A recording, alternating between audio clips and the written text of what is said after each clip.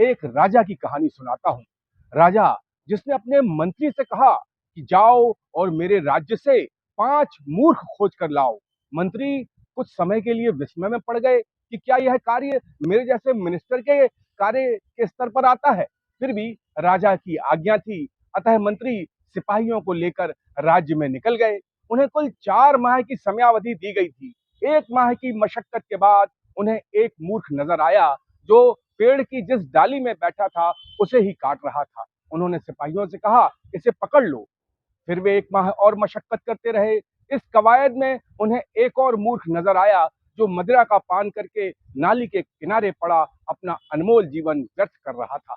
उसे भी सिपाहियों ने पकड़ लिया। 1 माह और मशक्कत की, फिर भी कोई पकड़ में नहीं आया। 2 माह की मशक्कत के बाद एक व्यक्ति मिला जो अनर्गल प्रलाप कर रहा था, व्यर्थ कर रहा था मनुष्य जैसे अद्भुत जीवन को। इन तीनों को पकड़ लिया। चूंकि 4 माह की अवधि संपन्न हो गई थी, अतः राजा के पास पहुंचे। उन्होंने सोचा कि ये 3 ही काफी हैं। राजा के समक्ष पहुंचकर पहले मूर्ख को प्रस्तुत किया, फिर दूसरे मूर्ख को, फिर तीसरे मूर्ख को। राजा ने कहा, चौथा मूर्ख कहाँ है?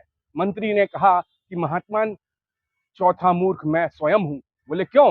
क्योंकि मैंने अपने जीवन के 4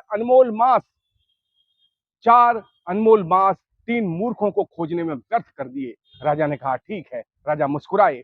राजा ने कहा, लेकिन 5वां मूर्ख कहाँ है मेरी शर्त के अनुरूप? मंत्री ने कहा, महाराज क्षमा करें, यदि आप मुझे फांसी की सजा ना दें, मृत्युदंड ना दें, तो मैं बताऊं कि वो 5वां मूर्ख कौन है। महाराज, वो 5वें मूर्ख आप हैं, जिसने मुझे 4 माह व्यर्थ करने के लिए प्रेरित किया। और महाराज ये सुनते ही हतप्रभ रह गए। महाराज को एहसास हो गया कि मनुष्य का जन्म अनमोल है।